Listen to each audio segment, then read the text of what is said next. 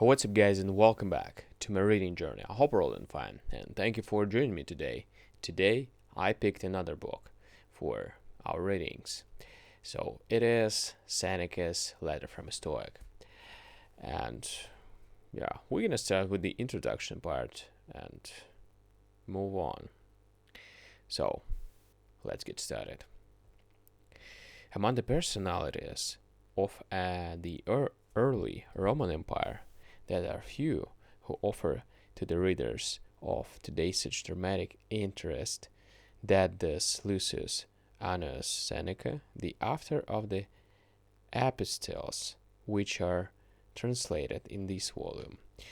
Born in the province, educated at Rome, prominent at the bar, and distinguished exile, a trusted minister of state, and a doomed victim of a capricious emperor, Seneca is so linked with the age in which he lived that in reading his works we read those of the true representative of the most thrilling period of Roman history. Seneca was born in the year of 4 BC, a time of great opportunity at Corduba in Spain. Son of the talented rhetorician Ananius Seneca, we gathered that the family moved to Rome during the boyhood of Lucius, that he was educated for the bar, and that he was soon attracted by the Stoic philosophy, the stern nurse of heroes during the first century of the empire. That his social connections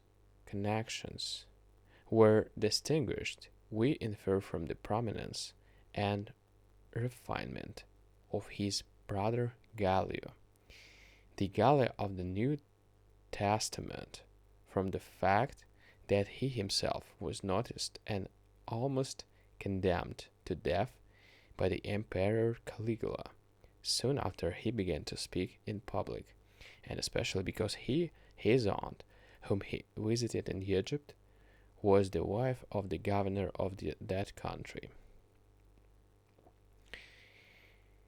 Up to the year 41st, he prospered. He makes mention of his children, of his mother, who, like the mother of Goethe, seems to have imbued him with idealism and a certain amount of mysticism, and of many valued friends. But during that year, as a result of court intrigue, he was banished to the east island of Corsica. The charge against him was a too great intimacy with Livilla, unfortunate sister of the late emperor, and the artful of Messalina, whose husband, Claudius, had recalled the princess from exile. We may discount any crime of Seneca's part, because even the gossip-laden Cyrenius say the charge was vague and the accused was given no opportunity to defend himself. The 8 years of exile were productive of much literary work. The tragedies which have had such influence on later drama and the fruit of this period, besides certain essays on philosophic subjects and a rather cringing letter to Polybius, a rich freedman at the court of Claudius. In 49, however, fortune, whom Seneca as a Stoic so often ridiculous, came to his rescue, Agrippina had him recalled and appointed tutor to her young son, who later to become the Emperor Nero. Holding the usual offices of state and growing in prominence, Seneca administered the affairs of the prince in partnership with Burrus, the prior praetorian. Together they maintained the balance of power between throne and senate until the death of Burrus at the year 62. After that time, a philosopher without the support of military power was unable to cope with the vices and whims of the monster of the throne. The two last years of Seneca's life were spent in traveling about southern Italy, composing essays on national history and relieving his burdened soul by correspondence with his friend Lucius. In the year 65 came his suicide, anticipating an act of violence on the emperor's part. In this deed of heroism, he was nobly supported by his young wife Paulina. The best account of these dark days is given in Tacitus.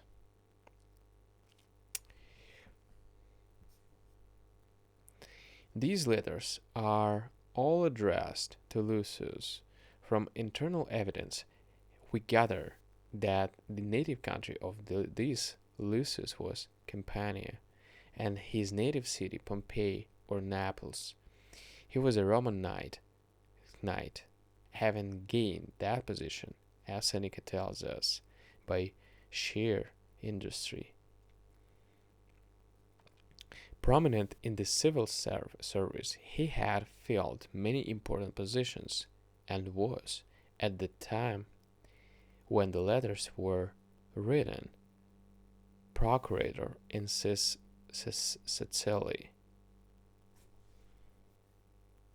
He seems to have had Epicurean tendencies. Like so many men from this part of Italy, the author argues and tries to win him over to Stoicism in the kindest manner. Lucius wrote books, was interested in philosophy and geography, knew intimately many persons in high places, and is thought by some to be the author of the extant poem Ariadne.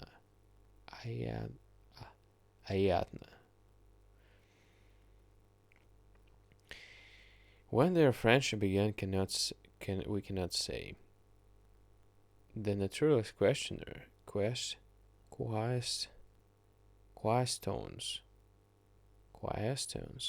and the letters are the work of Seneca's closing years. Both are addressed to Lucius. They say the Providentia, which was also dedicated to him, is of doubtful date and may be fixed at any time between the beginning of the exile in Corsica and the period when the letters were written.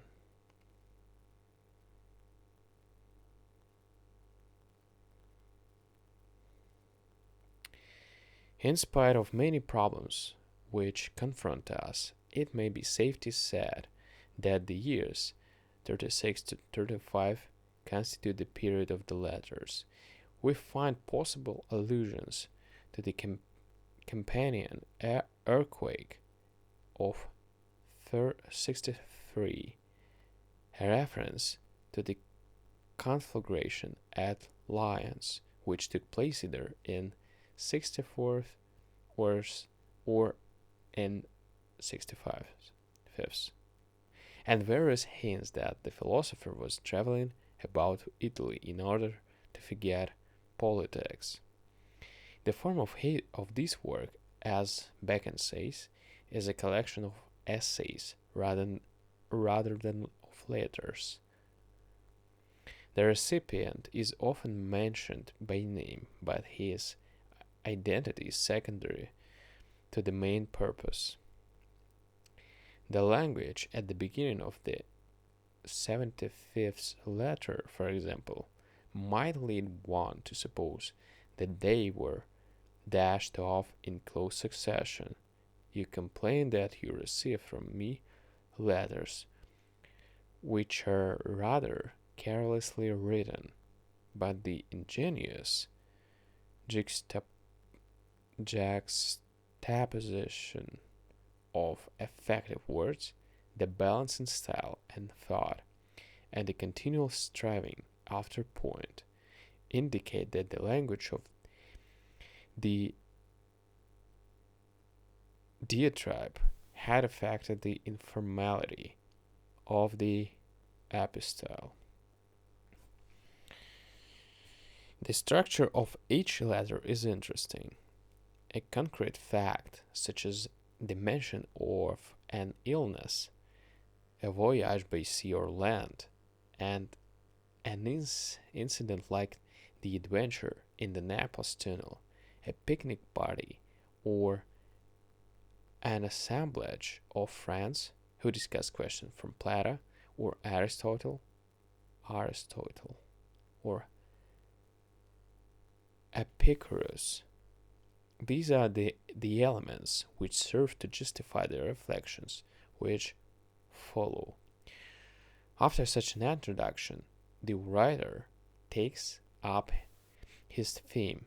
He deals with abstract subjects such as the contempt of death, the stout heartedness of the sage, or the quality of the supreme good. We shall not mention the sources of all these topics in footnotes, but shall aim only to explain that which is obscure in meaning or unusual in its import. Plato's theory of ideals, Aristotle's categories,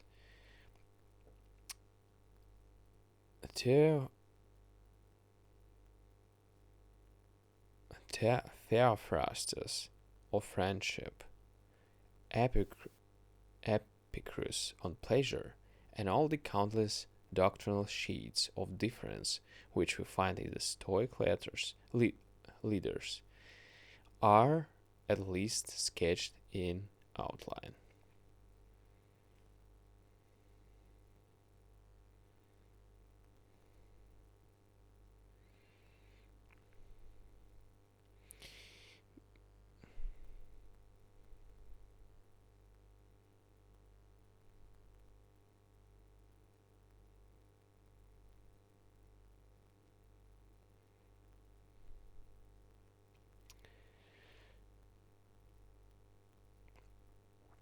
But we must give full credit to the philosopher's own originality. In these letters, it is impossible to ignore the advance from a somewhat stiff and Ciceronian point of view into the attractive and debatable land of what one may fairly call modern ideas. The style of the epistles is bold, and so is the thought.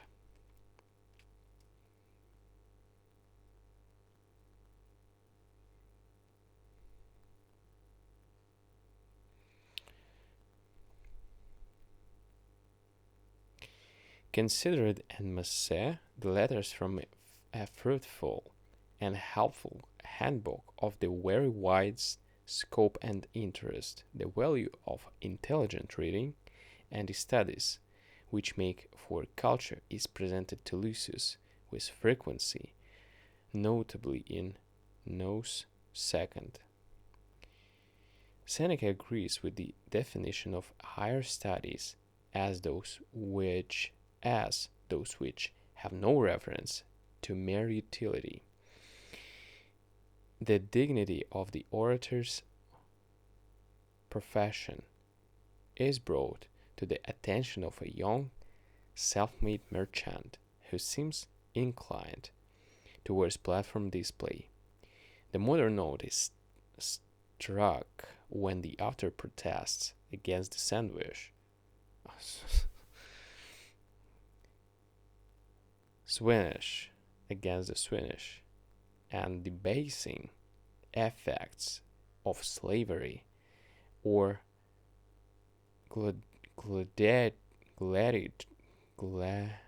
gladiatorial combats, preaches against the degeneracy of drunkenness, portrays the charms of plain living and love of nature, recommends retirement, or manifests a Baconian interest in scientific inventions. Most striking of all is the plea for the frequency of the sexes and for conjugal fidelity in the husband to be interpreted no less strictly than honor on the part of the wife. The craze for athletics is also analyzed and rebuked.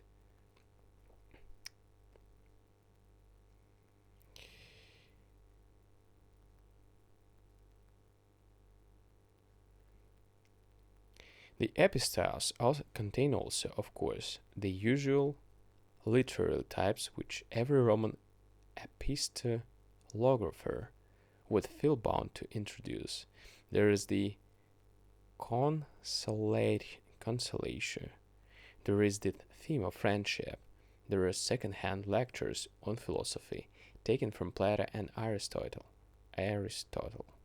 and Theophrastus, as we have indicated above, and several characteristically Roman laudations of certain old men, including the author himself, who wrestle with physical infirmities. But the Stoic doctrine is interpreted better from the Roman point of view by no other Latin writer.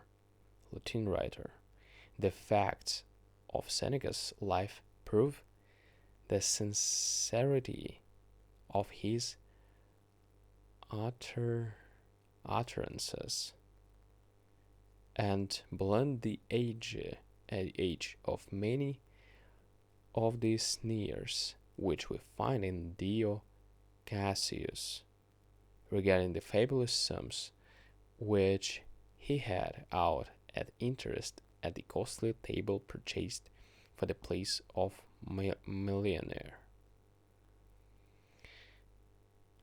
Finally, in no pagan after, save perhaps Virgil, is the beauty of holiness so sincerely presented from a Roman standpoint, although his connection with the early church has been disproved.